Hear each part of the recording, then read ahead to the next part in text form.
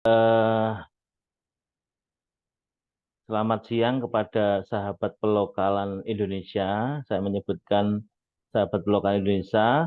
Ini mungkin singkat saja terkait dengan forum pelokalan ini ya. Tadi sampaikan Bang Ismail. Terima kasih sekali.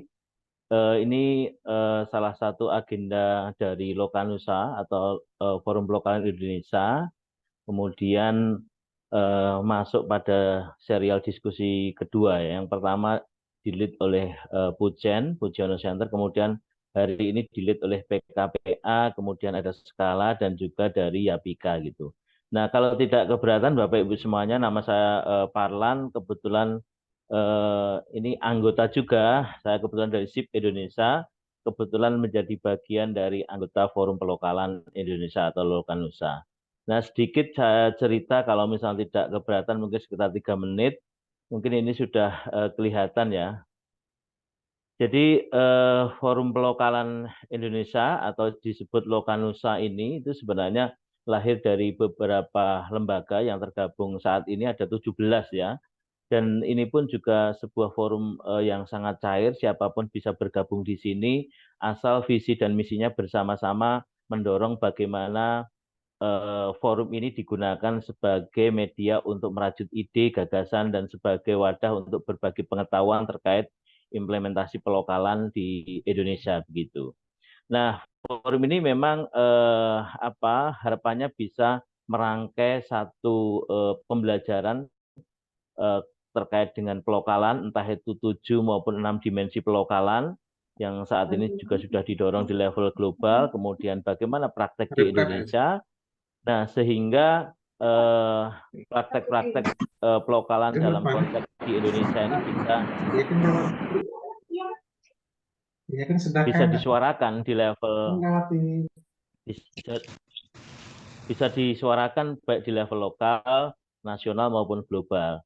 Nah, rencananya dari serial diskusi ini nanti akan coba dirumuskan dalam bentuk semacam kertas posisi atau peta jalan untuk pelokalan di Indonesia yang itu nanti bisa dijadikan panduan bersama, termasuk pada sesi serial diskusi yang pertama lalu yang dilihat oleh Pujono Center itu merekomendasikan ada semacam panduan ya, panduan pelokalan gitu. Padahal ada framework untuk mengukur tentang 7 maupun 6 dimensi pelokalan di Indonesia itu seperti apa begitu. Nah, pada sesi ini saya berharap nanti juga akan muncul banyak ide dan gagasan yang di-lead oleh PKPA, kemudian Skala dan Yapika. Nah, berikutnya nanti akan ada serial-serial diskusi berikutnya, tetapi sekedar informasi Bapak Ibu semuanya, Forum Pelokalan Indonesia ini memang menyepakati setiap hari Jumat minggu kedua dan keempat sebenarnya, tetapi kadang-kadang ya maju minggu pertama atau mungkin mundur minggu ketiga begitu. Jadi intinya setiap Jumat ini harapannya ada satu putaran diskusi yang itu di-lead oleh siapapun bisa melakukan ke sana. Jadi terima kasih sekali kepada semuanya. Saya mewakili ini sebenarnya mewakili karena ini nggak ada koordinator, nggak ada kepengurusan, semuanya adalah pengurus dari Lokanusa yang tergabung saat ini baru 17 lembaga dan itu pun masih terbuka untuk siapapun bergabung di dalam forum pelokalan ini begitu. Begitu sementara saya sampaikan Bang Mael dan terima kasih sekali serial diskusi yang pertama yang sudah dilakukan awal Juli lalu dan minggu ketiga ini sudah di-lead juga serial diskusi kedua dan harapannya nanti akan muncul di serial diskusi 3, 4, 5 dan sebagainya sampai kepada bulan PRB nanti. Demikian dari saya, terima kasih. Selamat siang dan Assalamualaikum warahmatullahi wabarakatuh. Salam pelokalan untuk Indonesia. Baik, terima kasih banyak untuk Mas Farhan ya yang sudah berbagi informasi terkait tentang tentang forum pelokalan ya kita sebutnya adalah Lokanusa ya. Ini bagian dari proses kita bersama untuk mendorong secara bersama berkolaborasi bersama untuk mendukung aktor-aktor lokal atau organisasi lokal dalam aksi kemanusiaan. Baik, setelah dari Mas Farlan, sesi kita nanti akan dilanjutkan dengan sesi paparan ya. Tentunya juga nanti setelah paparan kalau Bapak Ibu punya pengalaman, punya pembelajaran serta hal-hal informasi penting terkait tentang tematik yang kita akan bahas hari ini yaitu Grand Bargain, kemudian juga untuk pengetahuan lokal dalam rangka mendorong pelokalan aksi kemanusiaan. Silakan Bapak Ibu nanti berperan serta. Untuk dua narasumber kita hari ini ya, pemapar kita. Yang pertama itu ada Mbak Indira Hapsari. Saya mohon maaf tadi saya tercampak dari Jun, saya belum lihat beliau sudah hadir atau belum. Dan beliau akan menyampaikan tentang tematik tentang Green Bargain ya, sejarahnya dan perkembangannya tentunya Green Bargain di internasional, di global maupun di Indonesia. Kemudian yang kedua nanti kita juga akan bersama dengan Ibu Tri di sini Tri Nirmalaningrum ya. Beliau adalah Direktur Skala Indonesia yang akan berbagi pengetahuan dan paparan terkait tentang pengetahuan lokal dalam mendorong pelokalan aksi kemanusiaan di Indonesia seperti itu. Baik, saya mohon izin sepertinya mohon izin kalau untuk Mbak Indira sudah hadirkah atau sudah Mas, saya sudah di sini. Oh sudah ya, Sudah, mohon Mas, maaf ya nanti. Mbak Indira tadi saya tercampak tidak clear. Baik untuk Mbak Indira untuk sesinya silakan untuk bisa paparan ya di sesi pertama. Nanti setelah itu akan kita sambung dengan sesinya Bu Dirini seperti itu. Silakan Mbak Indira. Ya, baik. Terima kasih Mas Ismail. Selamat siang menjelang sore bagi kawan-kawan. Semoga dalam keadaan sehat dan dilindungi Tuhan. Sebenarnya saya agak grogi nih ya tadi. Ini kayak forum yang sangat luar biasa gitu ya. Tadi diawali oleh Mas Partlan yang memperlihatkan bahwa ini mau ngomong soal pelokalan, mau mendorong bagaimana organisasi-organisasi lokal kemudian benar-benar menjadi berada di garis depan untuk melakukan respon kemanusiaan maupun pembangunan gitu ya. Ini hal yang sangat besar sekali begitu. Sementara di sini juga ada banyak suhu yang jauh lebih memahami mengenai isu ini gitu. Jadi izinkan saya hanya mau mengutip sebagian kecil begitu Mas Ismail sebenarnya dari Green Bargain ini gitu. Saya tidak akan masuk lebih jauh soal keseluruhan Green Bargain-nya, tetapi bahwa ini ada satu satu perbincangan di global yang penting begitu ya, yang ini juga mengubah dan sangat mempengaruhi struktur kerja kemanusiaan kita saat ini gitu. Dan harapannya ke depan proses Green Bargain ini juga bisa mendorong transformasi yang seperti yang lebih kita bayangkan begitu ya, lebih memberikan suara yang besar begitu dan dukungan yang lebih besar pada komunitas terdampak maupun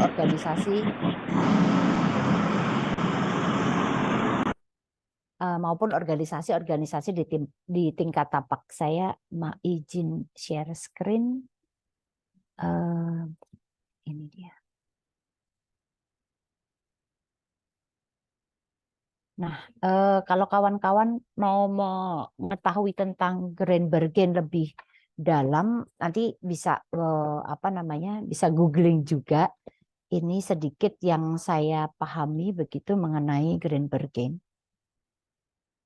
Jadi yang namanya saja adalah bargaining gitu ya. Green Bargain ini adalah satu tawar-menawar besar begitulah kalau mau dibilang, karena Green Bargain ini muncul dari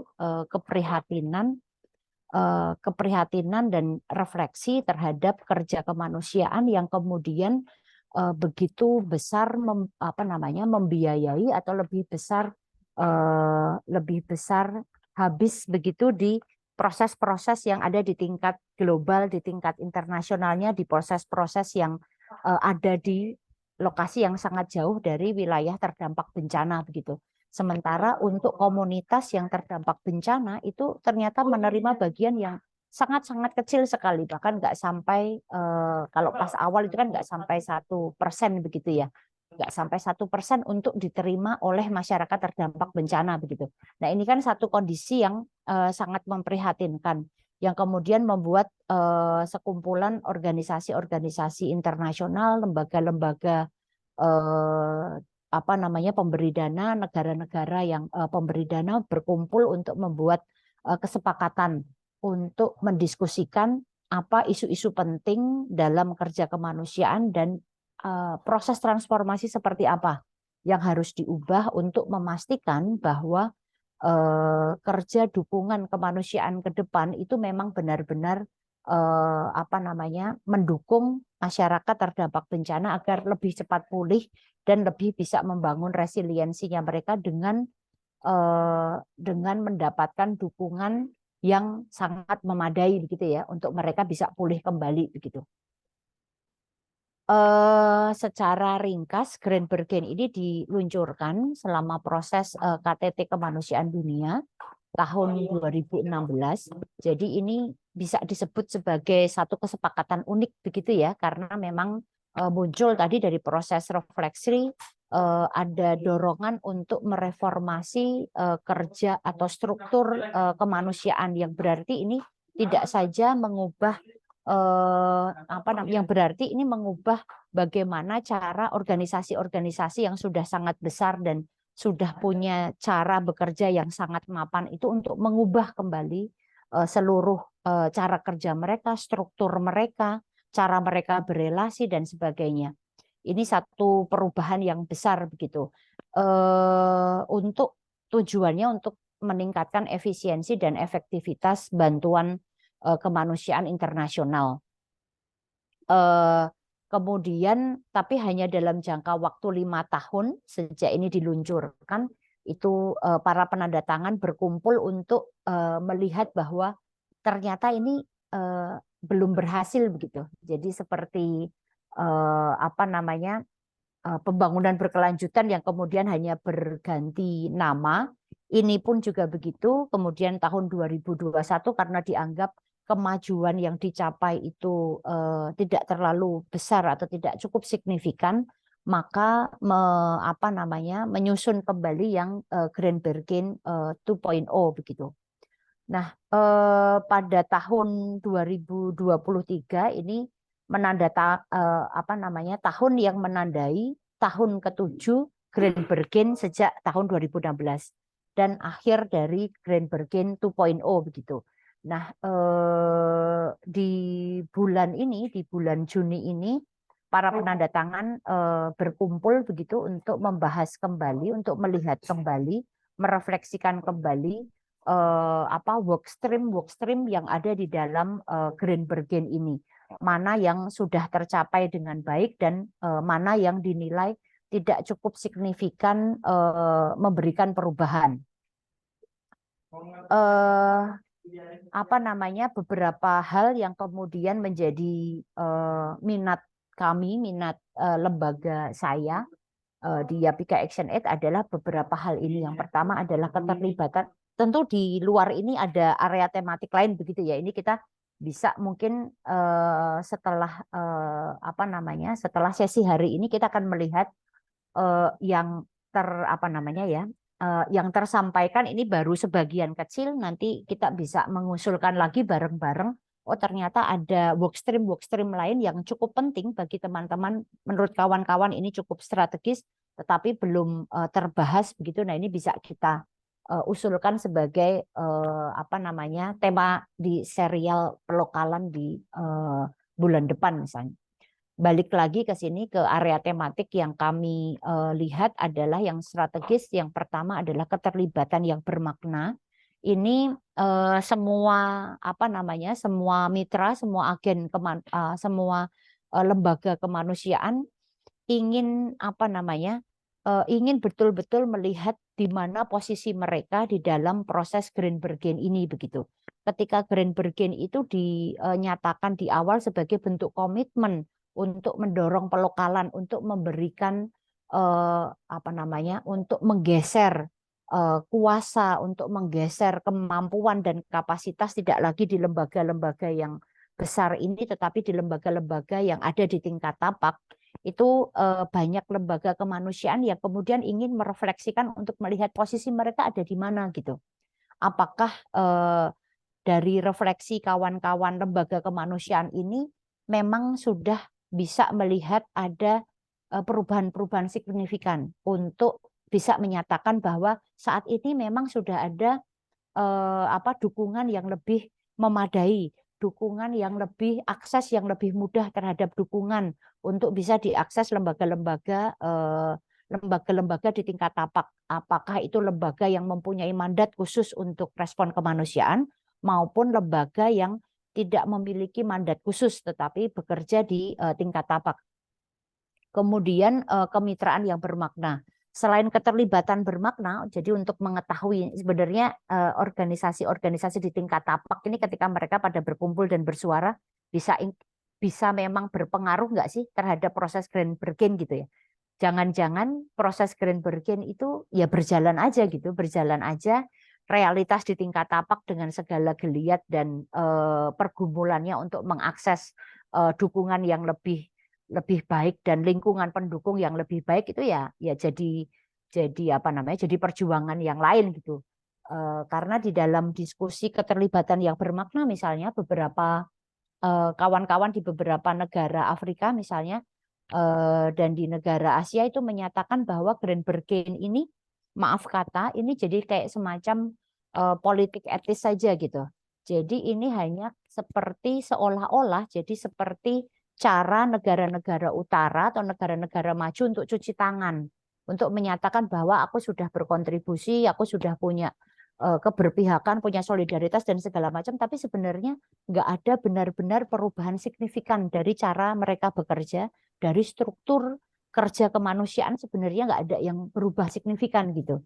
Tetapi seolah-olah Grand Bargain ini hanya untuk menyelamatkan muka aja, menyelamatkan muka negara-negara utara begitu, berarti sudah punya keberpihakan ke negara-negara selatan.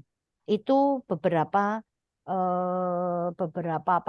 beberapa refleksi dari kawan di negara-negara selatan. Kemudian soal kemitraan yang bermakna.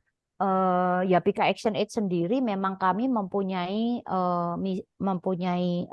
misi dan mempunyai mandat secara khusus untuk mendorong kepemimpinan perempuan dan remaja perempuan begitu ya di dalam konteks keseluruhan kerja kemanusiaan. Jadi diwujudkan dengan bagaimana mendukung kepemimpinan perempuan sebagai agen-agen individu, tetapi sekaligus juga mendorong adanya penguatan terhadap organisasi-organisasi perempuan dan organisasi-organisasi yang dipimpin oleh perempuan. Apakah itu berbentuk CSO ataukah ini berbentuk organisasi warga. Kemudian yang ketiga soal pendanaan yang berkualitas. Sebagai bentuk komitmen untuk memastikan bahwa kelompok-kelompok rentan, kelompok-kelompok yang beresiko tinggi, kelompok perempuan yang selama ini tidak punya cukup suara di dalam forum-forum pengambilan keputusan dalam kerja kemanusiaan itu menjadi besar suaranya, itu kan memerlukan dukungan. Dukungan diantaranya adalah peningkatan kapasitas dan dukungan pendanaan yang berkualitas agar mereka juga bisa menyusun atau mengembangkan program yang jangka panjang yang sesuai dengan kebutuhan mereka untuk resilient begitu. Nah, balik lagi ini saya akan agak patah-patah begitu ya menyampaikan Grand Bargain ini. Balik lagi juga ke entitas badannya Grand Bargain ini ya. Bagaimanapun kritik terhadap Grand Bargain ini merupakan inisiatif kolektif yang paling kritis gitu ya. Karena kemudian memang bisa menyatukan beragam aktor kemanusiaan, INGO, pemerintah, badan PBB, dan donor untuk membahas secara mendalam dan tajam efektivitas dan efisiensi bantuan keuangan. Jadi sudah berhenti untuk kemudian ya udahlah pokoknya jalan aja, yang pokoknya kerja aja, ini semua demi kemanusiaan, udah nggak bisa gitu lagi gitu. Karena untuk memastikan terpenuhinya hak penyintas bencana, maka sebagai lembaga kemanusiaan harus bertanggung jawab untuk memastikan bahwa bantuan itu diberikan dengan cara yang efektif dan efisien. Kemudian Green Bergen juga diakui menghasilkan kemajuan penting dalam isu-isu seperti asesmen kebutuhan yang tidak memihak, kemudian mendorong perbaikan-perbaikan dalam akuntabilitas dan transparansi, tidak hanya melulu menyodorkan beragam form atau beragam kebijakan compliance yang harus dipenuhi oleh lembaga di tingkat lokal, tetapi memastikan bahwa proses akuntabilitas dan transparansi itu juga yang sesuai dengan kebutuhan di tingkat tapak dan mampu dipenuhi oleh organisasi-organisasi atau komunitas di tingkat tapak gitu. Sebab jika enggak seperti itu, lagi-lagi nanti kerja-kerja kemanusiaan akan didominasi oleh kawan-kawan yang memang sudah punya banyak pengalaman, yang itu berarti adalah kawan-kawan yang punya pembiayaan yang besar, dan itu berarti adalah kawan-kawan yang memang sudah punya jejaring yang lebih luas, misalnya bekerja di tingkat provinsi atau nasional. Itu yang kita tidak inginkan. Kemudian adanya penguatan langkah-langkah untuk mendukung dan mendanai responden lokal dan nasional.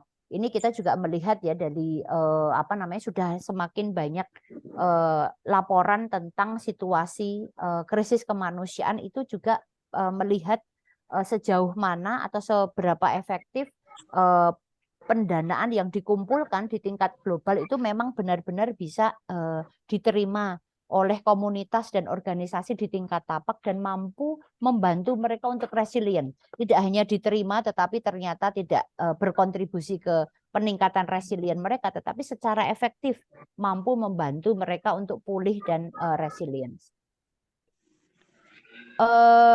Namun di sisi lain, dari bacaan kami, dari bacaan Yapika, kami menganggap bahwa Green Bergen ini masih gagal dalam upayanya untuk proses transformasi yang berarti begitu. Proses transformasi, pengalihan kuasa, pengalihan pergeseran kuasa begitu secara signifikan.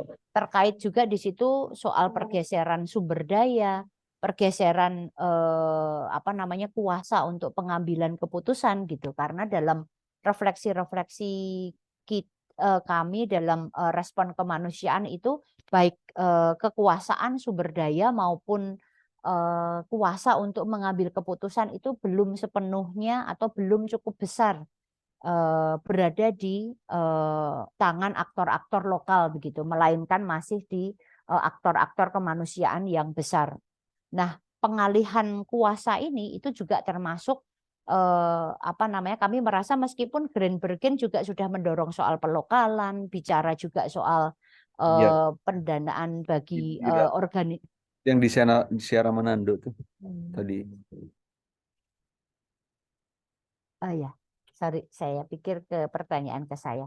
Ini juga kami masih melihat, meskipun sudah ada itu begitu ya, tetapi kami masih melihat bahwa tidak cukup tegas memberikan indikator-indikator kemajuan terhadap bagaimana sih yang namanya pelokalan mendorong kepemimpinan organisasi perempuan dan organisasi yang dipimpin oleh perempuan. Nah, ini yang kemudian indikator-indikator kemajuan ini yang kami lihat belum cukup kelihatan begitu.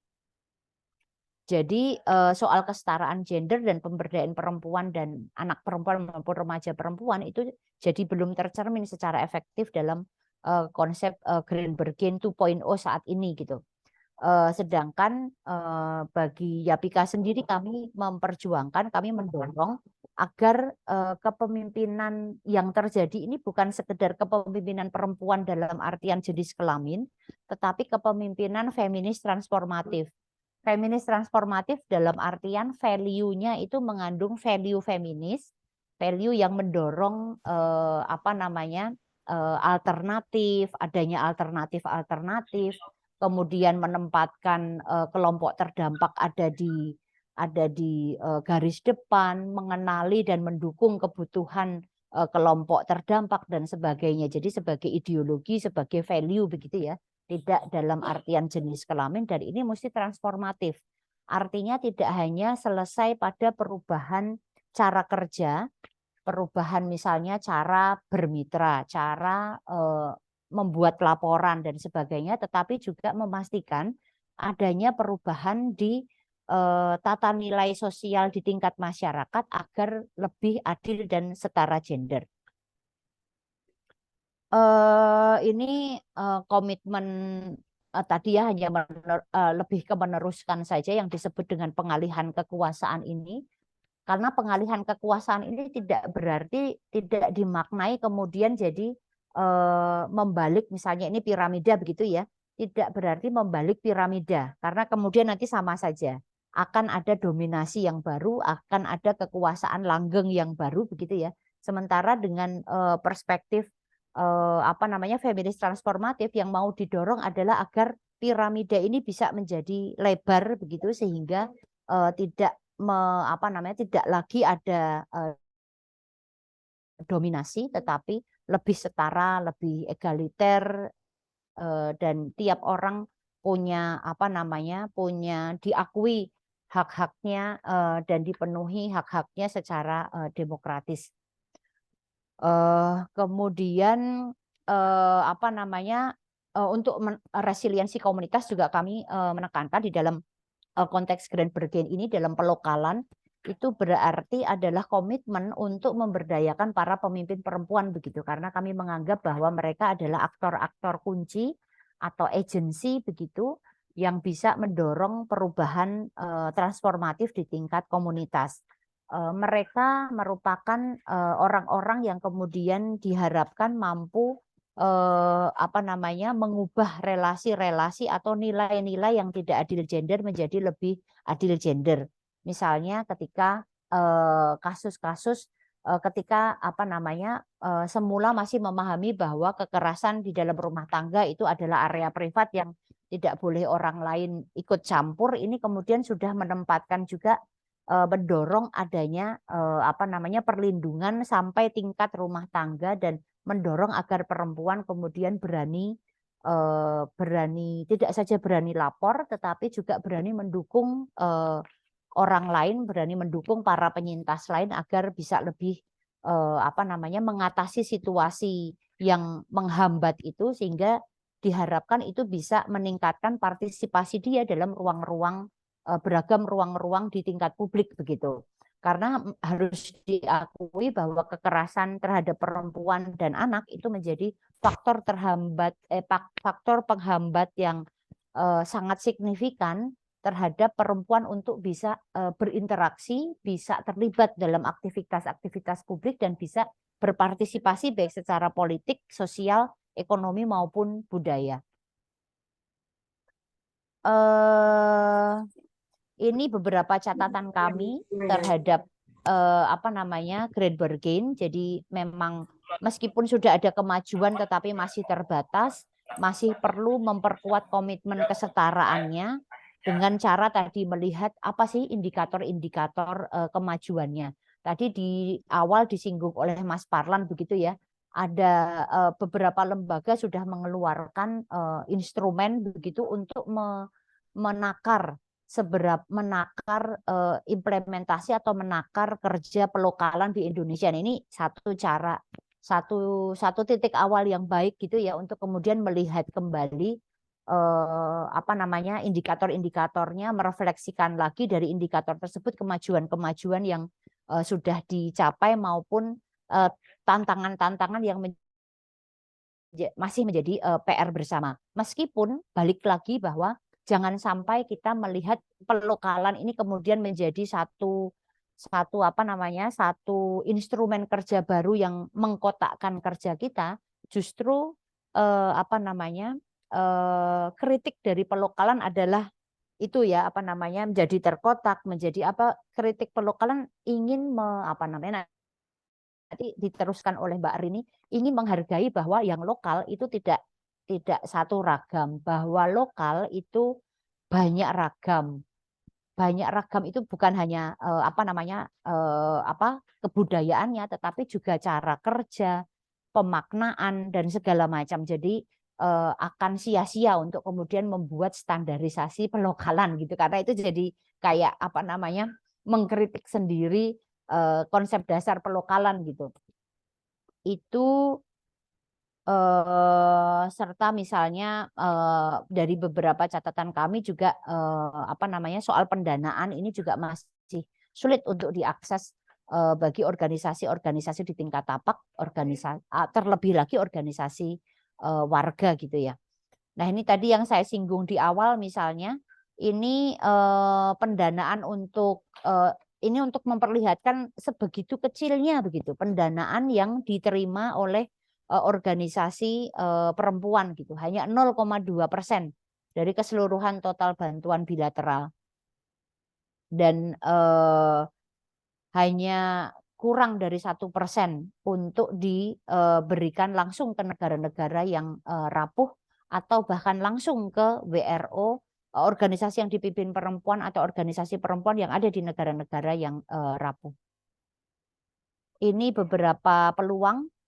Saya nggak tahu Mas Ismail, waktu saya masih berapa lama agar saya tidak terlalu Boleh lama juga. 5 menit lagi boleh Mbak Oke, Indi. baik. Siap.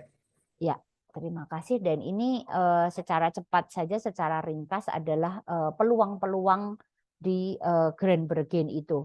Sebagai satu instrumen, jelas bagi kami ini merupakan alat yang sangat strategis untuk mendorong agenda pelokalan, agenda transformasi sosial, untuk memastikan bahwa partisipasi perempuan di ruang-ruang yang penting dalam respon dalam kerja kemanusiaan itu menguat gitu. Ini tetap menjadi instrumen yang strategis gitu ya.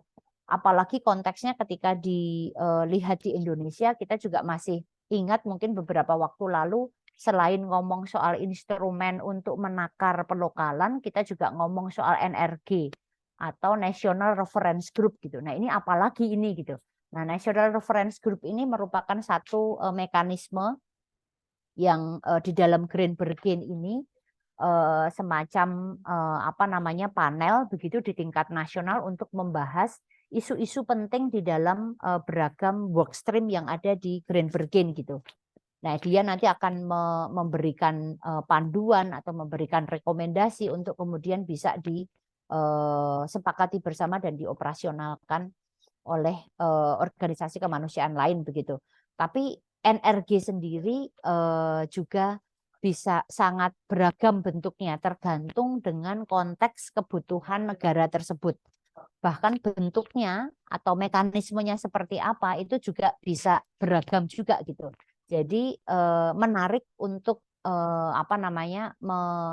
menerima ajakan dari Mas Parlan tadi ya, bahwa ini apapun titik yang kita masuki agar semangat, kan kita bilangnya ya ini titik awal, titik awal, titik awal. Padahal ini enggak titik awal, ini udah titik yang kesekian ratus kali begitu ya. Tetapi kita perlu semangat bahwa ini lagi-lagi adalah cara kita untuk menyambung kembali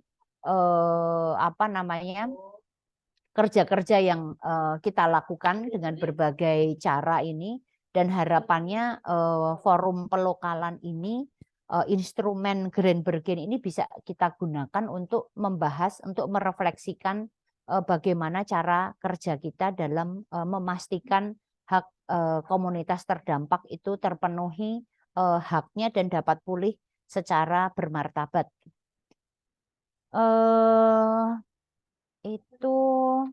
Ini beberapa kesimpulan kami. Jadi yang ini 3 hal yang memang kami dorong dalam advokasi kami.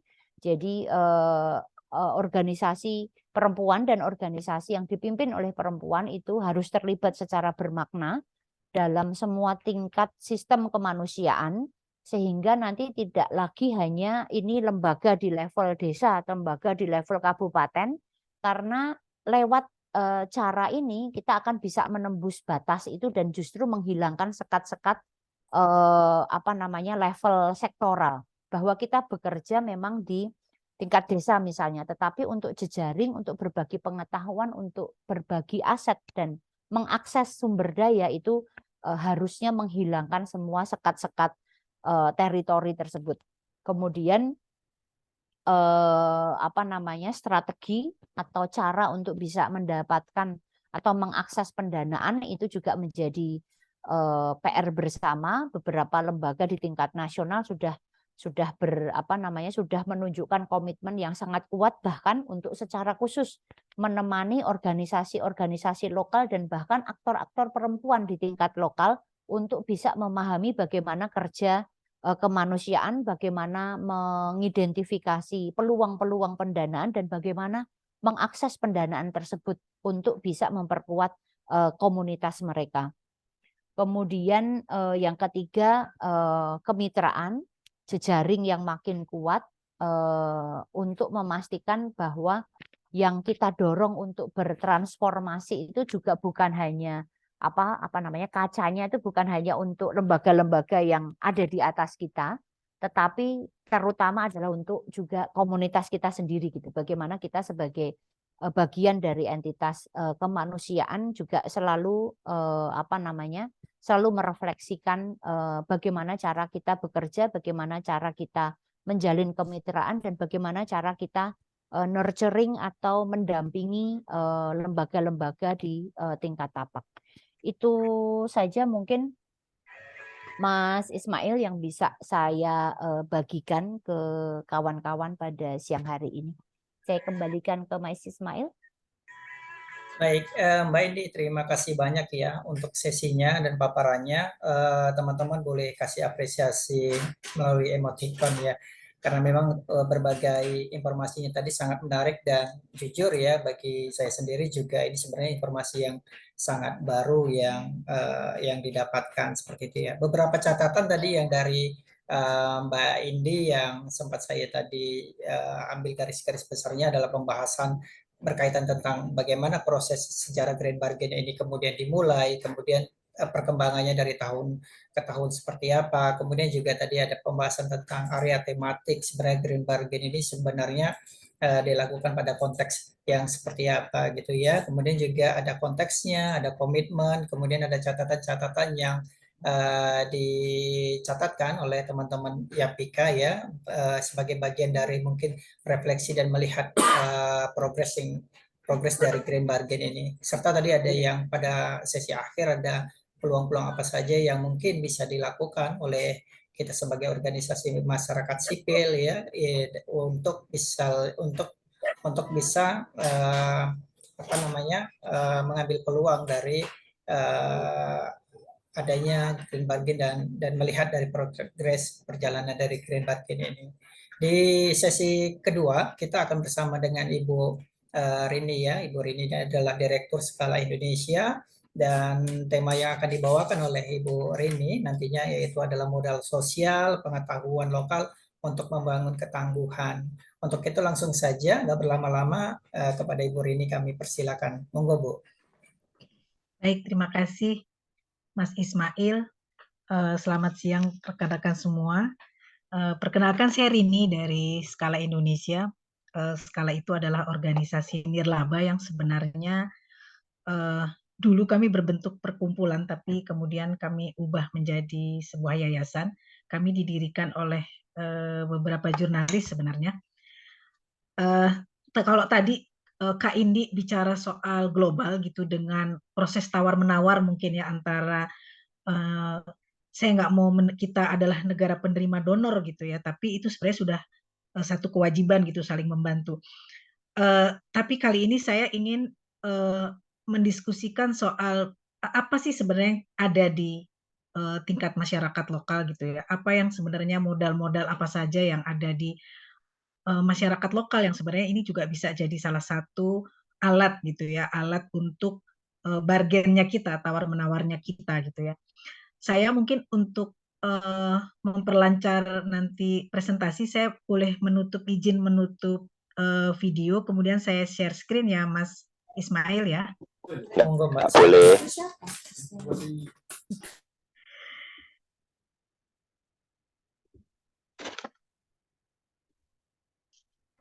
Sudah terlihat Mas? Silakan. Sudah Mbak, tinggal di full screen Mbak.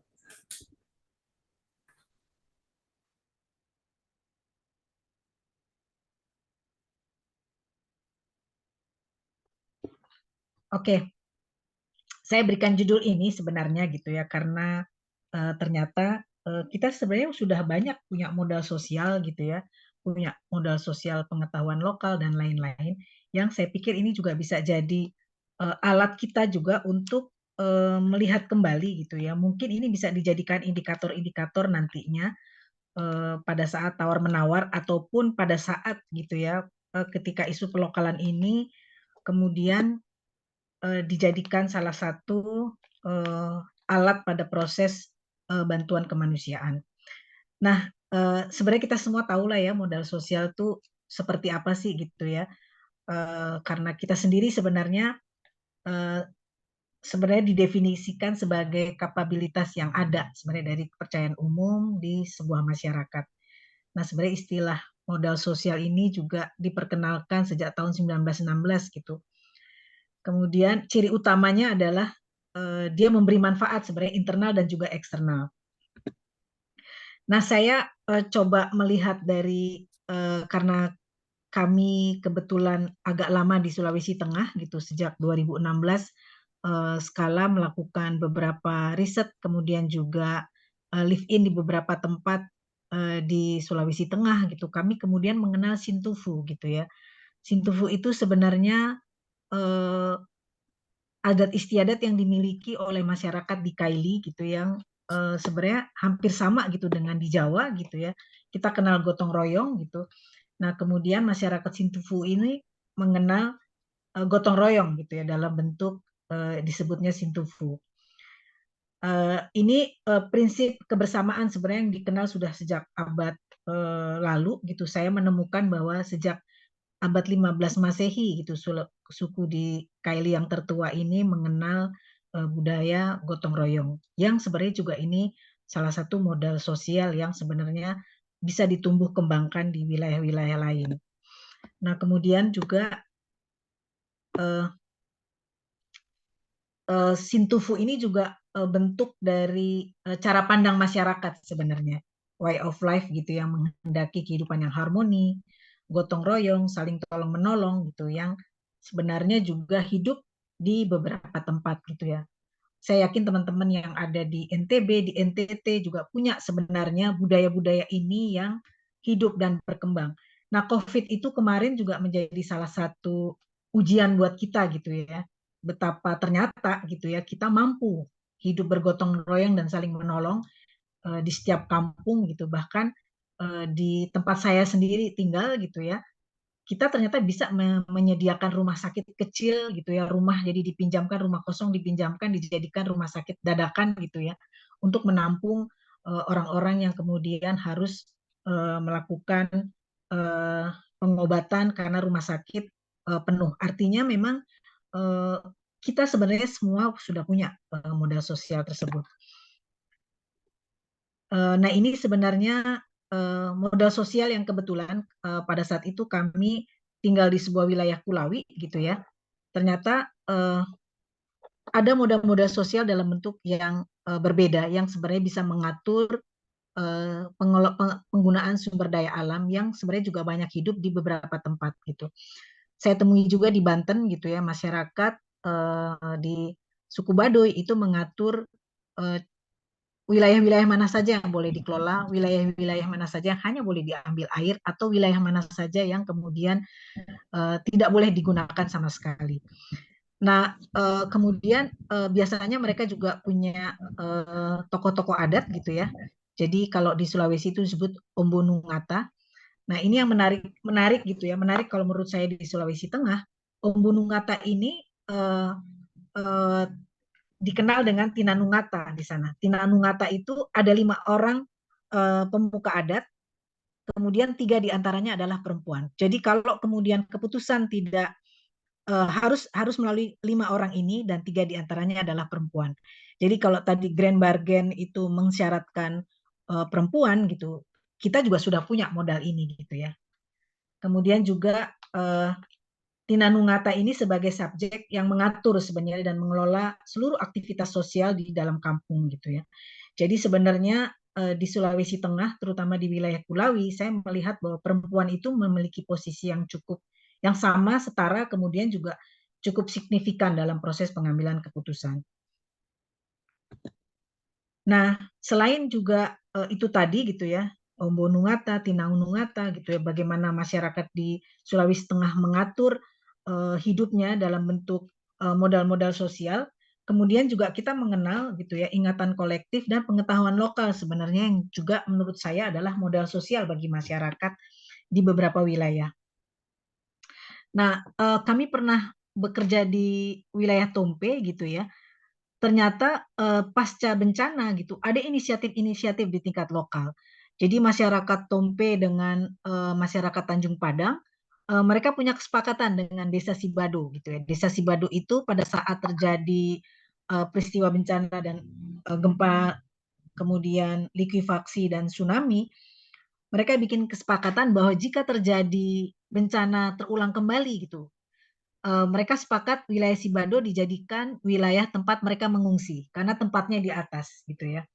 Nah, padahal dulu wilayah Sibado itu gitu ya menurut pengertian bahasa Kaili itu adalah wilayah tempat mereka memancing. Jadi Bapak Ibu bisa bayangkan gitu ya bahwa Sibado itu sekarang tempatnya di bukit gitu. Nah, pengetahuan-pengetahuan ini sebenarnya yang juga menjadi modal sosial. Kemudian kesepakatan-kesepakatan ini gitu ya pasca bencana gitu, itu juga menjadi modal sosial yang sebenarnya juga bisa didorong gitu ya oleh kita nantinya. Kemudian selain itu juga ya, kami juga menemukan salah satu yang sebenarnya ini juga perlu menjadi perhatian gitu. Artinya gini, perubahan sebuah nama gitu ya, yang kemudian nama itu berkaitan dengan kehidupan sosial masyarakat ternyata memiliki pengaruh yang cukup panjang gitu. Jadi Labian itu sebenarnya, saya mau cerita soal wilayah Labian. Labian itu sebenarnya nama salah seorang pemuka yang datang di salah satu wilayah di daerah Donggala. Nah, dulunya gitu itu namanya Funtu. Kampung itu namanya Funtu yang sekarang kemudian mungkin Bapak Ibu yang di Sulawesi Tengah yang tinggal di sana gitu ya dulunya adalah namanya Funtu yang sekarang kita kenal sebagai Labian. Nah, Funtu itu dalam bahasa Kaili itu artinya adalah tubuh yang terpisah-pisah gitu ya. Nah, tubuh yang terpisah-pisah itu sebenarnya menggambarkan wilayah zaman dulu yang wilayah Labian tuh pernah mengalami salah satu peristiwa tsunami gitu ya dan juga likuifaksi yang kemudian memisah-misahkan wilayah itu. Sebenarnya ini salah satu ingatan kolektif gitu yang kemudian menjadi dongeng gitu. Padahal sebenarnya satu peristiwa yang terjadi sebenarnya di wilayah Labian. Nah, ini juga Balaroa gitu ya. Mungkin teman-teman yang ada di Sulawesi Tengah juga memahami bahwa dulu namanya Tagari Lonjo.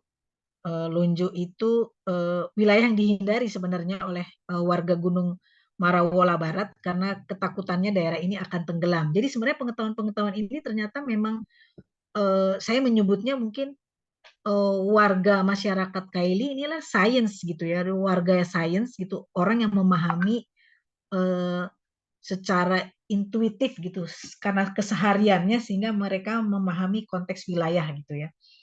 Nah, kemudian lonjo juga dapat diartikan bahwa wilayah tersebut tertanam dalam lumpur. Nah, ini juga salah satu yang kami temui sebenarnya pada saat kami juga di Kulawi gitu ya. Kami menemui ibu-ibu ini sudah oma-oma, namanya Bagalatu itu 72 tahun gitu. Jadi di sana ada paduan suara dengan menggunakan alat-alat musik tersebut gitu ya. Salah satu nyanyian tersebut sebenarnya menyanyikan tentang peristiwa gempa yang pernah terjadi di masa lalu. Nah, ini selalu dinyanyikan gitu yang sebenarnya juga ini salah satu pengetahuan gitu ya bagi masyarakat yang menjadi modal sebenarnya. Kemudian ini juga yang bagian bawah gitu ya pernah terjadi peristiwa tsunami di tahun 68 yang teringat di kepalanya Bapak ini adalah bahwa ayahnya itu menjadi petugas pada saat evakuasi setelah tsunami. Nah, pengalaman-pengalaman ini sebenarnya modal gitu ya untuk masyarakat di wilayah Sulawesi Tengah. Begitu juga dengan di Banten gitu. Di Banten juga sudah punya banyak pengetahuan sebenarnya mereka.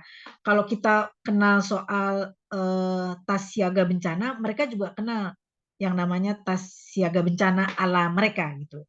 Tapi yang dibawa berbeda. Kalau kita kan surat-surat gitu ya, makanan, kemudian makanan siap saji, roti, air gitu. Kalau mereka tuh cuma ada 3 yang mereka bawa. Ini di Banten ya. Di beberapa desa di Banten itu punya 3 yang harus dibawa oleh mereka ketika terjadi gempa ataupun tsunami. Yang pertama itu garam, yang kedua itu asam, satu lagi nasi aking. Nah, ternyata ketiganya ini, garam itu untuk disinfektan kalau nggak salah ya. Kemudian tuh asam itu, garam itu untuk, nah kemudian nasi aking itu akan dimasak ketika mereka nanti sampai ke pengungsian. Dan itu dilakukan oleh masyarakat di beberapa desa yang kemarin mengalami peristiwa tsunami. Nah, ini sebenarnya kesimpulan dari saya gitu ya. Dari hasil wawancara saya pasca peristiwa gempa dan tsunami di Palu gitu ya, bahwa sebenarnya kebetulan kami memang mewawancarai orang-orang yang selamat gitu ya. Nah, orang-orang yang selamat itu adalah orang-orang yang pernah mendengar, punya pengetahuan gitu tentang, walaupun sederhana tapi mereka punya pengetahuan tentang gempa, tentang tsunami gitu ya. Walaupun likuifaksi beberapa belum mengenal gitu. Itu yang pertama. Kemudian juga saya melihat, karena kami juga menilai desa-desa yang kami datangi gitu ya, kami melihat bahwa ada pelestarian pengetahuan lokal sebenarnya berpengaruh sebenarnya terhadap nilai risiko bencana yang mereka hadapi gitu ya. Terutama masyarakat-masyarakat di Pulawi yang masih, di mana masyarakat adat di sana juga masih melestarikan pengetahuan tersebut gitu. Kemudian ini juga sama, modal sosial yang tertanam di komunitas itu bisa mempengaruhi sebenarnya proses mitigasi bencana dan juga resiliensi komunitas gitu. Jadi modal sosial itu sebenarnya salah satu modal awal gitu ya untuk menumbuhkan ketangguhan gitu ya. Peristiwa COVID kemarin itu juga menjadi salah satu uji coba kita. Peristiwa bencana di 2018 itu juga terbukti gitu bagaimana kawan-kawan di Poso misalnya melakukan gerakan bersama untuk membantu kawan-kawannya di Palu gitu. Nah, ini juga modal sosial yang ada berupa pengetahuan, jejaring, lembaga adat, norma merupakan aset sebenarnya bisa dikembangkan gitu ya untuk sebagai alat untuk membangun ketangguhan. Dan ini juga mungkin bisa dijadikan alat juga kita untuk bargain gitu ya. Untuk tawar-menawar nantinya gitu, bahwa di tingkat lokal sebenarnya juga sudah tumbuh kelompok-kelompok adat, kelompok-kelompok masyarakat yang sebenarnya bisa dijadikan cara kita nantinya untuk mengembangkan di tingkat lokal. Menjadikannya partner gitu ya, partner untuk mengembangkan berbagai macam hal terkait dengan dana-dana kemanusiaan.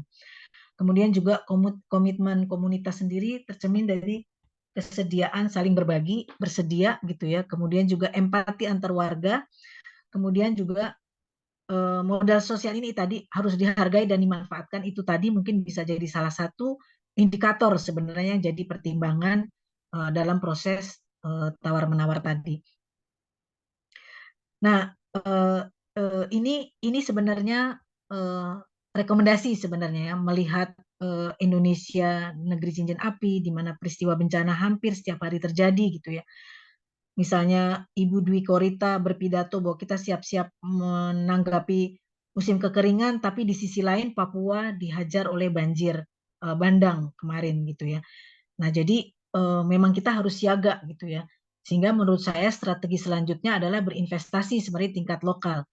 Baik kita semua yang ada di sini, juga dorongan kepada pemerintah dan juga mungkin negara-negara donor gitu ya, agar berinvestasi sebenarnya di tingkat lokal dengan berbagai pertimbangan. Kemudian juga mereka yang paling berisiko adalah mereka yang terkena dampak, sehingga memang mereka lah yang seharusnya gitu ya, dengan dampak sosial yang sangat besar pada perempuan, anak, orang tua, dan penyandang disabilitas, maka kemudian investasinya harusnya diarahkan ke kelompok-kelompok tersebut. Itu saja dari saya, Mas Ismail. Nanti mungkin selebihnya bisa dalam diskusi. Ini sebenarnya foto-foto saat kami melakukan ekspedisi selama 2016 sampai 2018. Selanjutnya penelitian yang sampai sekarang masih belum selesai, masih berlanjut. Demikian Mas Ismail. Terima kasih. Wassalamualaikum warahmatullahi wabarakatuh. Waalaikumsalam warahmatullahi wabarakatuh. Untuk Ibu Rini terima kasih banyak ya, karena tadi untuk sesi beliau itu banyak berbicara terkait tentang modalitas, kemudian pengetahuan-pengetahuan lokal. Setidaknya saya mencatat tadi yang dibagikan itu mungkin lebih, tapi yang tercatat saya itu ada 5, yaitu pengetahuan dari Sintufu ya, bagaimana pembelajaran dari kawasan Kulawi terhadap pengetahuan dan kearifan lokal mereka. Kemudian juga tadi ada yang dari desa Tompe ya, kemudian juga ada wilayah Labean dan dari Balaroa. Justru yang menarik juga ternyata ada pembelajaran dari salah satu warga yang menggunakan alat musik, di mana sebenarnya penggunaan alat-alat musik tersebut menjadi kearifan lokal yang memberitahukan terkait tentang pengetahuan terkait bencana di masa yang lalu seperti itu. Dan itu semakin jarang dipergunakan, yang harusnya yang harusnya terus bisa dikembangkan. Kita kasih applause emoticon kepada Ibu Rini, terima kasih banyak, dan kepada Bapak Ibu semuanya yang hadir di hari ini. Jika ada misalnya pertanyaan yang bisa disampaikan atau ditujukan kepada Ibu Indira, kemudian juga kepada Ibu Rini ya, atau ingin berbagi pengalaman dan pengetahuan dari wilayah masing-masing, kami persilakan kepada Bapak Ibu. Monggo silakan. Atau kalau ada yang dipertanyakan boleh juga, boleh raise hand ya, boleh open mikrofon juga boleh langsung. Ada Bapak Ibu?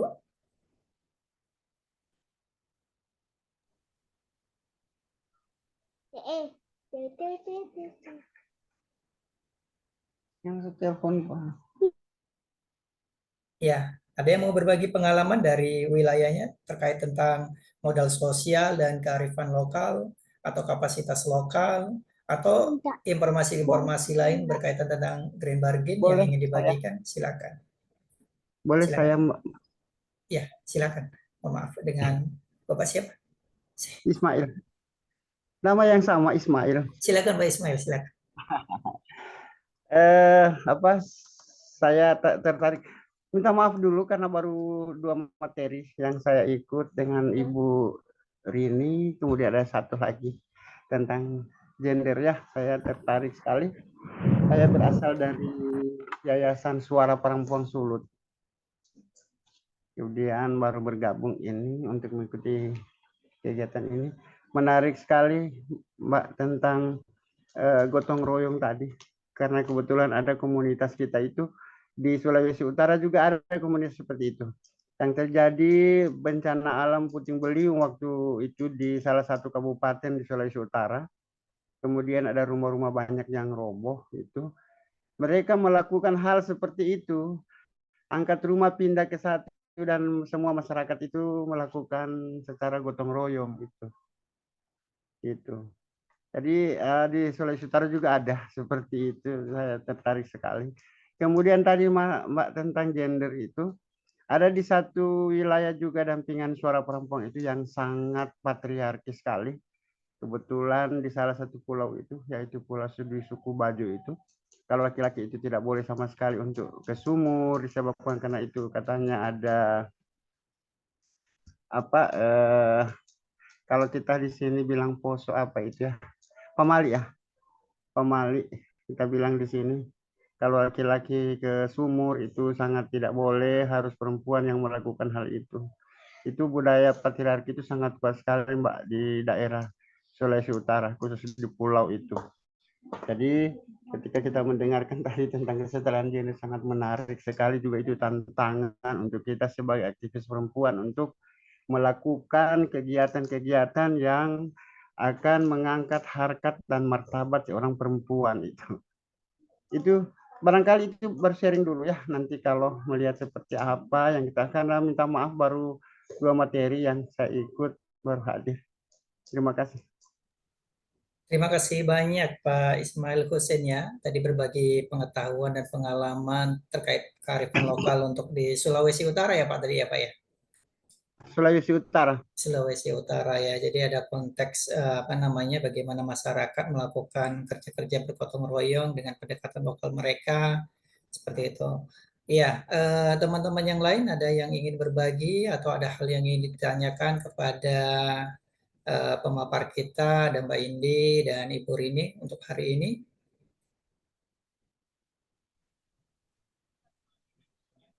Atau ada yang ingin dibagikan pengalaman-pengalaman dalam proses kerja-kerja apa namanya di komunitasnya yang mungkin berkorelasi kuat dengan tematik kita di hari ini?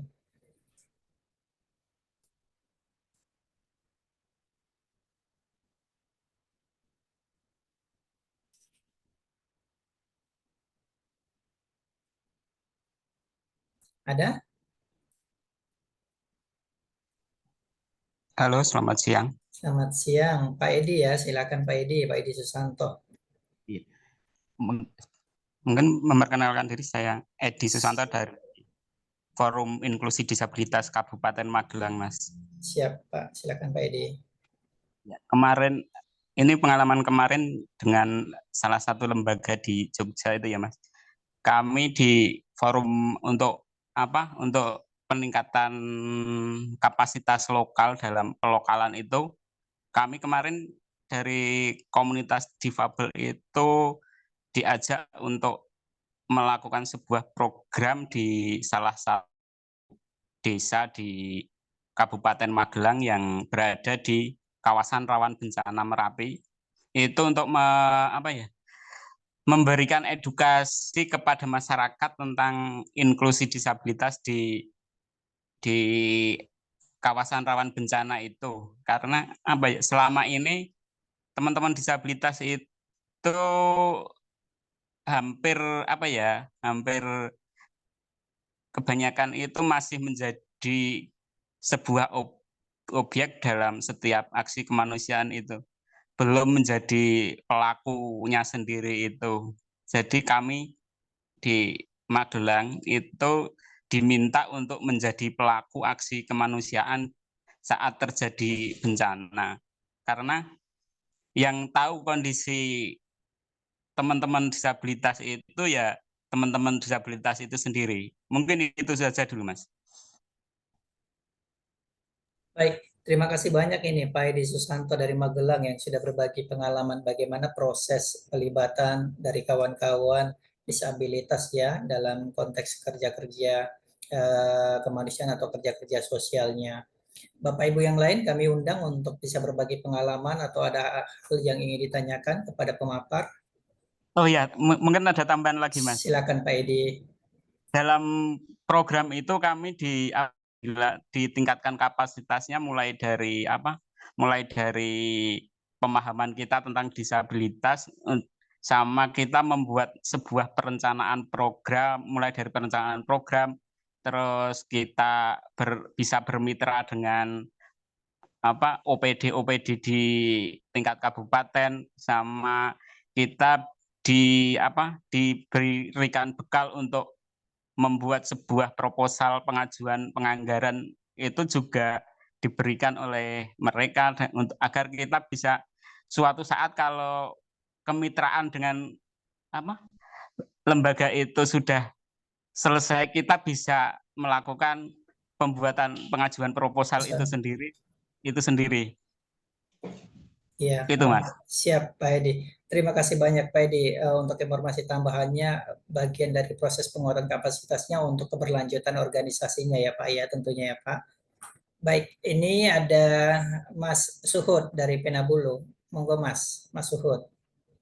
Ya, Assalamualaikum warahmatullahi wabarakatuh. Salam sejahtera untuk kita semua. Salam kenal, saya Suhud dari Yayasan Penabulu. Sini saya lihat ada beberapa guru-guru saya nih. Ada Mas Parlan, ada Wak Dadang Sudarja ya. Kalau masih ada nih. Ya, saya ingat dulu mungkin kalau ada konsep CBDRM gitu ya, Community Based Disaster Risk Management, mungkin ini akan ada kaitannya dengan konteks pelokalan gitu ya di wilayah, karena ini saya ngelihat tadi geret-geretnya ke isu disaster gitu ya. Nah, yang menarik memang yang sudah dilakukan oleh teman-teman adalah bagaimana kemudian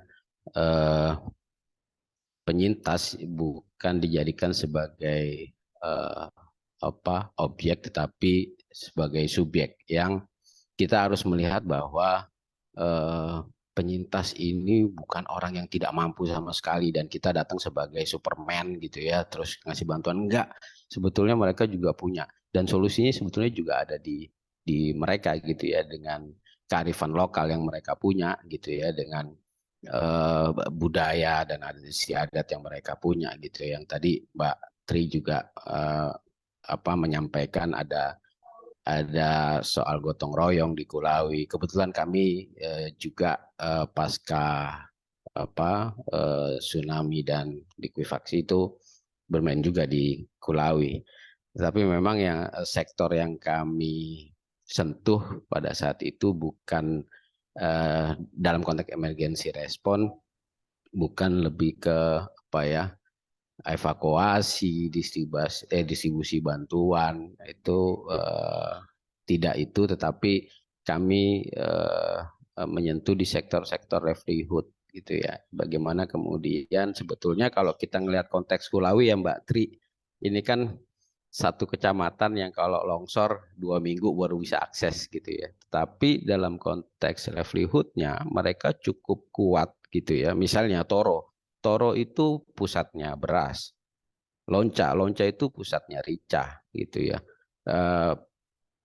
Tangkulowi itu sayuran gitu ya. Di Bola Papu ada empang-empang ikan gitu ya setiap rumah. Artinya apa? Secara ini mereka juga kalaupun misalnya tertutup akses secara pangan gitu ya, kemandirian pangannya selesai buat mereka. Tinggal bagaimana komunikasi koordinasinya ini dibangun antar desa gitu ya. Nah, desa juga sekarang juga punya, tadi kalau ada Mbak dari Yapika bilang bahwa ada pendanaan di lokal juga sebetulnya bisa gitu ya. Ada dana desa yang sebetulnya juga bisa dialokasikan untuk pengurangan risiko bencana di level tapak. Saya masih menangkap sebatas itu, Mas Ismail. Artinya memang ini isu yang sebetulnya lama juga dimainkan, tinggal ini ada perubahan nama kali ya Mbak Tri ya, di pelokalan kalau kita dulu ya community based disaster risk management gitu. Terima kasih Mas Ismail. Terima kasih banyak untuk Mas Suhut ya, yang tadi coba untuk mengupas kembali CBDRM kalau tidak salah, kemudian di konteks sekarang disebut dengan konteks pelokalan, atau kalau di Indonesia sekarang kita nyebutnya namanya PRBBK, pengurangan risiko bencana berbasis komunitas seperti itu. Tapi terima kasih banyak Mas Suhut sudah merefleksikan kembali. Teman-teman, ada lagi kira-kira Mbak Indi, kemudian Bu Rini, ada yang mau ditanggapi dari beberapa hal yang mau disampaikan? Mohon maaf, ini ada Mas Azri dulu. Silakan Mas Azri.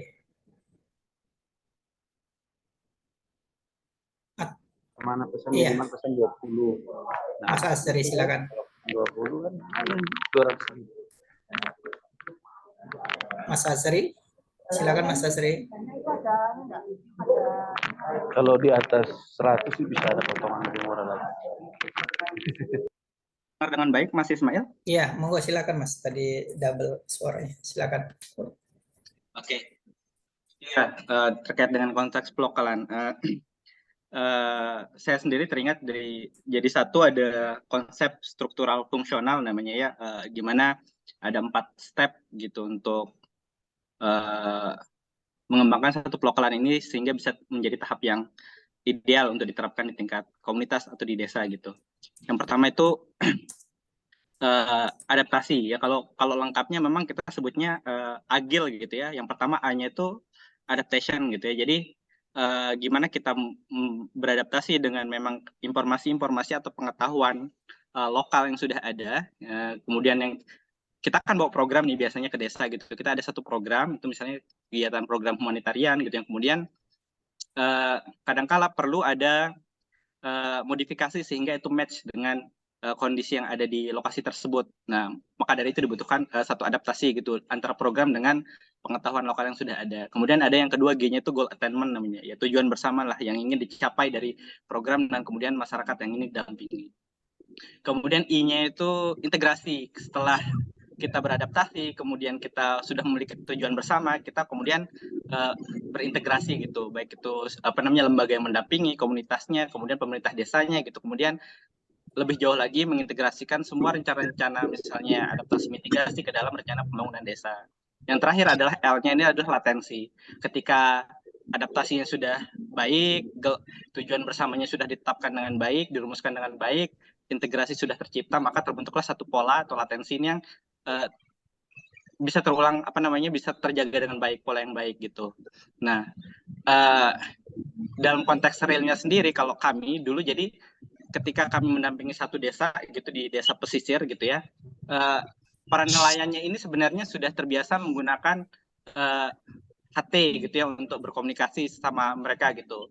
Nah, sebelumnya untuk terkait dengan gelombang pasang, mereka sudah terbiasa komunikasi dengan itu untuk penyebaran informasinya. Tapi di sisi lain desa ini tuh juga memiliki ancaman yang sangat tinggi terhadap banjir bandang karena selain posisinya di pesisir, dia juga di bawah lereng gunung gitu. Nah, kemudian bagaimana caranya kami dulu mengintervensi, mengadvokasi bahwa modal yang sudah ada, modal sosial yang sudah ada ini di tingkat masyarakat yang sudah terbiasa menggunakan HT, para nelayannya ini kita kembangkan untuk penyebaran informasi terkait dengan peringatan dini banjir juga gitu, karena sebelumnya belum pernah dilakukan gitu, masih sekitar ancaman terkait dengan gelombang pasang gitu, rob dan lain sebagainya gitu. Nah, artinya ya metode agil ini ketika diterapkan untuk salah satu cara mungkin yang bisa diterapkan untuk bisa menuju capaian yang ideal gitu. Akhirnya memang ketika kita coba advokasi, kemudian ini diperluas, di bagian hulu juga dipasangkan stasiun radio amatir gitu, sehingga dari hulu bisa memberikan informasi ke hilir bisa menerima dengan baik, sehingga tercipta satu pola yang sampai sekarang sudah terbangun terkait dengan komunikasi peringatan dini, tidak hanya untuk bencana dari laut, tapi juga dari hulu seperti itu. Itu sih Mas Ismail. Terima kasih. Baik, terima kasih banyak untuk Mas Azri dari LPSDM di Lombok ya Mas ya, yang berbagi pengalaman tentang pendekatan atau menggunakan metode agil dalam upaya pengurangan risiko bencana. Baik Bapak Ibu, untuk Mbak Indi dan Ibu Rini, kira-kira dari beberapa, tadi sebenarnya bukan pertanyaan tapi berbagi pengalaman, namun jika ada hal yang perlu ditanggapi, monggo silakan Mbak Indi maupun Mbak Rini. Baik. Saya ini dulu atau Mbak Indi silakan Mbak Indi. Siap. Terima kasih. Tidak usah rebutan ya Kakak. Jangan rebutan, waktunya masih lama. Gini, menarik tadi yang sudah disampaikan oleh kawan-kawan ya. Untuk Pak Ismail, iya Pak, memang tadi ya bicara soal transformasi sosial memang seperti itu tantangannya. Terutama dalam komunitas yang masih kental dengan budaya patriarki begitu ya. Di wilayah program kami menggunakan pendekatan pelibatan laki-laki. Kalau di wilayah program kalau di lembaga lain ada yang menyebutnya menjadi laki-laki baru misalnya. Jadi ini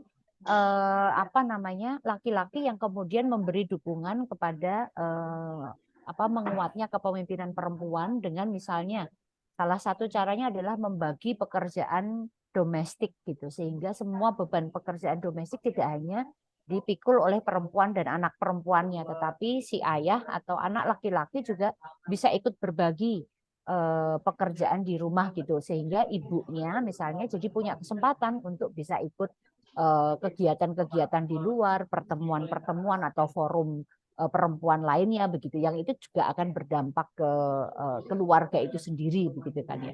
Kalau untuk mungkin dua yang saya mau respon yang terkait dengan kerja kami, kalau di Pak Edi Susanto kemarin kami baru saja melakukan simulasi bencana inklusif begitu Pak. Kenapa disebut inklusif? Karena simulasi ini yang kami lakukan di Pandeglang dan Serang itu kami lakukan tidak hanya di tingkat desa tetapi di tingkat rumah tangga, dan ketika dilakukan di tingkat rumah tangga itu kan memang ada beberapa keluarga yang mempunyai anggota keluarga difabel begitu ya. Ini untuk memastikan bahwa support system di tingkat desa itu memang terbentuk begitu. Jadi ketika ada keluarga yang mempunyai anggota keluarga beresiko maupun apa namanya difabel misalnya, anggota masyarakat yang lain juga sudah mengidentifikasi itu dan membantunya begitu. Dalam simulasi itu kami juga melibatkan organisasi penyandang disabilitas, terutama untuk mendidik kami gitu ya, memberi edukasi ke kami begitu. Bagaimana kami seharusnya bisa memberikan bantuan gitu. Bantuan seperti apa yang lebih dibutuhkan dan dengan cara yang seperti apa begitu. Itu yang kemudian dirumuskan sendiri oleh kawan-kawan penyandang disabilitas. Dan kami juga saat respon COVID kemarin itu juga terkait dengan Pak Suhud juga saya menyepakati itu bahwa dana itu bukan berarti harus dari luar, tetapi dana di tingkat komunitas sendiri gitu. Jadi tidak saja salah satunya adalah di dana desa, tetapi di masa pandemi kemarin juga memperlihatkan tingkat solidaritas yang tinggi dan saling bantu di antara warga, termasuk untuk mengkolek pendanaan komunitas gitu ya untuk berbagai kegiatan atau berbagai bentuk dukungan ke anggota warga yang lain, baik itu penyelenggaraan vaksinasi maupun support untuk misalnya membantu keluarga lain yang membutuhkan bahan pangan dan segala macam. Contoh yang sangat baik kemarin dilakukan oleh kawan-kawan di Jogja yang mungkin teman-teman juga pernah sudah mengenalnya gitu ya, dengan Songgo Jogja begitu. Jadi di mana penyelenggaraan vaksinasi di tingkat desa itu sudah dibiayai sendiri oleh komunitas. Tidak hanya oleh warga tetapi oleh komunitas di sekitar itu, apakah itu pribadi-pribadi, apakah itu pribadi atau lembaga, dengan cara juga membatasi maksimal donasi itu 2 juta. Itu untuk sebagai value untuk menjaga bahwa yang namanya solidaritas itu ya tidak ada yang mendominasi gitulah intinya. Jadi bahwa ini disonggo atau bahasa Indonesianya disangga, dipikul bersama-sama gitu. Itu salah satunya mereka membatasi jumlah donasi, dan ini bisa terselenggara bisa mensupport begitu ya penyelenggaraan kegiatan vaksinasi di wilayah-wilayah yang sulit atau belum dijangkau oleh pemerintah. Model-model pengumpulan dana di tingkat komunitas ini juga sangat membantu dalam respon-respon bencana yang lain, dan ini juga sudah ada praktik-praktik yang dilakukan begitu ya. Gitu aja mungkin Mas Ismail respon saya terhadap beberapa cerita dari kawan-kawan tadi. Baik, Mbak Edi, terima kasih banyak untuk responnya dari beberapa yang sudah disampaikan oleh beberapa teman. Mbak Rini, silakan Mbak, jika ada yang mau ditanggapi atau ditambahkan Mbak Rini. Baik, terima kasih. Saya tadi mau menanggapi soal gotong royong gitu ya.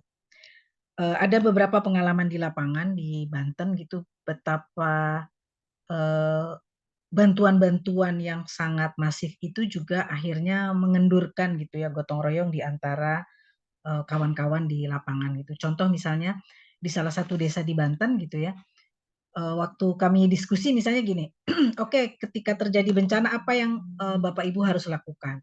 Ada salah satu peserta yang bilang, nggak usah Mbak, nggak usah repot-repot, sekali jentik nanti ACT sama BNPB akan datang dengan waktu yang cepat gitu ya. Nah, ternyata bantuan nggak selalu menghadirkan kebaikan gitu, dalam tanda kutip maksud saya gitu, tapi memang bantuan juga itu juga harus melihat gitu ya. Saya yakin bantuan-bantuan dari luar juga harus mempertimbangkan sebenarnya budaya yang hidup di tengah masyarakat. Ini saya memberikan salah satu contoh misalnya gini. Kebetulan Skala juga bergabung di diskusi global gitu ya tentang bantuan-bantuan yang masuk ke negara-negara utara seperti juga dengan Indonesia gitu ya. Nah, kami kebetulan yang memfasilitasi itu adalah Mediko, sebuah lembaga dari Jerman. Jadi secara global itu kami mendiskusikan soal bantuan-bantuan yang kadangkala gitu itu dikaitkan juga dengan pinjaman. Itu yang pertama. Contoh misalnya di Afghanistan gitu ya, betapa bantuan itu justru hasilnya akhirnya melahirkan bentuk tanda kutip kekerasan baru gitu. Contohnya gini, bantuan yang masuk ke Afghanistan itu mengharuskan perempuan mengikuti jumlah lebih banyak, misalnya 60% dari jumlah yang biasanya gitu ya. Nah, ternyata itu menimbulkan kekerasan dalam rumah tangga yang baru gitu. Sehingga usulannya kenapa bukan laki-laki aja dulu untuk sementara waktu yang dilatih untuk mengenal persoalan gender ini gitu. Nah, ini kan adalah bantuan yang tidak mempertimbangkan sebenarnya budaya setempat gitu ya. Saya ingat sekali gitu waktu di awal-awal program PRBBK, bukan program PRBBK, tapi program pengurangan risiko bencana diperkenalkan di Indonesia gitu ya. Ada 3 hal sebenarnya yang ingin kita dorong gitu ya, ingin kita dorong kepada masyarakat. Jadi ada beberapa prasyarat ketika kita akan membuat masyarakat itu tangguh. Sederhana aja sebenarnya kalau tadi Mas siapa tadi ya, saya lupa, yang ada 4 hal ya, adaptasi, kemudian ada tujuan gitu ya, ada apalagi ada 4 gitu ya. Nah kalau ini 3, yang pertama itu adalah melibatkan aktor lokal, yang kedua gunakan bahasa lokal gitu, yang kemudian yang ketiga adalah, aduh saya lupa, yang ketiga itu adalah mempertimbangkan budaya lokal. Nah 3 hal itu sebenarnya kalau bisa di match gitu dengan 4 tadi itu mungkin bisa jadi salah satu, bisa jadi bagian dari indikator lokalan gitu ya. Itu tadi. Nah tadi bicara soal CBDRM yang dari Mas Suhu tadi gitu ya. Saya setuju Mas gitu ya. Sebenarnya ini bungkus baru aja gitu ya. Sebenarnya kita sudah mengenal CBDRM yang kemudian sekarang dibungkus menjadi isu pelokalan gitu ya. Cuma bagaimana sekarang supaya isu pelokalan ini juga harus memuat gitu ya indikator-indikator yang sebenarnya mempertimbangkan itu tadi yang kita diskusikan, mulai dari tadi Indi presentasi, kemudian saya gitu sangat concern dengan sebenarnya pengetahuan-pengetahuan yang sangat penting sebenarnya untuk masyarakat di tingkat lokal dan juga untuk kita kembangkan bersama-sama. Itu mungkin Mas tanggapan dari saya. Baik, Bu Rini terima kasih banyak ya untuk tanggapannya dan responnya dari beberapa hal yang disampaikan oleh teman-teman tadi. Karena teman-teman sebenarnya tadi juga secara mayoritas juga menyampaikan berbagai pengalaman dan praktek-praktek serta pembelajaran yang mereka dapatkan di komunitas itu sendiri. Baik, teman-teman semuanya terima kasih banyak. Untuk saat ini sudah pukul 15.30, mungkin untuk sesinya akan kita sudahi karena memang secara reguler ini setiap, kalau tidak salah untuk pekan depan itu akan ada lagi webinar dari yang akan difasilitasi oleh kawan-kawan dari Yayasan SIP Indonesia, dan kami akan kirimkan kembali undangannya. Untuk hari ini terima kasih banyak untuk Ibu Rini ya, kemudian beliau sudah berupaya keras untuk meluangkan waktunya dan bersama dengan kita juga tentunya Mbak Indira Hapsari, terima kasih banyak untuk waktu dan pembelajaran tentang Grand Bargain. Bapak Ibu semuanya mohon izin sebelum sesinya kita sudahi, saya akan ambil beberapa kali untuk foto dokumentasi kegiatan kita. Mohon dibantu untuk dibuka open kameranya, Bapak Ibu mohon izin. Ya, terima kasih Mas Anggoro, Pak Edi, Pak Suhut, ya, Mas Parlan, Pak Ismail. Pak Anggoro belum open cam itu. Oh, belum open cam, tapi wajahnya foto sudah samaran seperti itu. Foto samarannya sudah mewakili sepertinya. Ya, mohon izin untuk beberapa kali saya akan ambil satu. Ya, ini yang slide pertama ya, karena di sini kayaknya tampilnya akan 3 slide. Jadi saya akan ambil untuk yang pertama, 1, 2, 3. Sorry, sebentar, saya ulangi 1, 2, 3.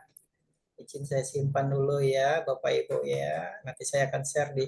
Mohon izin untuk Bapak Ibu yang belum bergabung di grup Forum Pelokalan Indonesia atau kami sebut dengan namanya Lokanusa.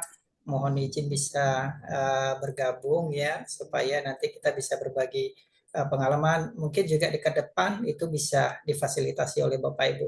Untuk slide kedua, mohon izin dibuka kameranya, ada Mas Hendra, Pak Taufik ya, kemudian ada Bang Bedi ya, Pak Spram. Monggo dibuka kameranya. Ini untuk slide kedua kita masih banyak teman-teman belum open cam. Tidak apa-apa, saya mohon izin untuk screenshot ya teman-teman ya. 1, 2, 3. Oke, satu sesi lagi. Untuk slide 3 saya mohon izin Bapak Ibu untuk tetap open cam-nya agar bisa semuanya didokumentasikan. Dan mohon izin untuk daftar hadir, link tadi sudah kita berikan. Pak Sanusi, terima kasih. Mbak Dinar, Bang Fadil juga sudah bergabung, terima kasih banyak. Mohon izin untuk fotonya kita ambil untuk slide 3, 3, 2, 1. Oke, terima kasih banyak. Baik, Bapak Ibu semuanya, dengan berakhirnya sesi tanggapan dari Ibu Rini, kemudian dari Mbak Indi, untuk berbagai tadi paparan atau misalnya berbagi pengalaman yang Bapak Ibu sampaikan. Sekian kami cukupkan untuk sesi di hari ini untuk kegiatan webinar kita, online webinar dari Lokanusa. Untuk selanjutnya kami akan berbagi lagi untuk sesi online di seri 3 dan akan kami kirimkan untuk linknya kepada Bapak Ibu. Terima kasih banyak, semoga semua kita sehat selalu dan terus bisa berkolaborasi. Assalamualaikum warahmatullahi wabarakatuh. Selamat sore untuk kita semuanya. Waalaikumsalam. Kak Indi, Bu Thank you, Denny, Mbak Indi. terima kasih. Terima Bang kasih. Ismail semuanya. Terima kasih semuanya teman-teman. Terima kasih. Sehat-sehat semuanya. Mohon izin saya live ya. Nanti Google Drive-nya saya akan kirim linknya. Terima kasih semua. Terima kasih Mbak Rini, Mbak Indi.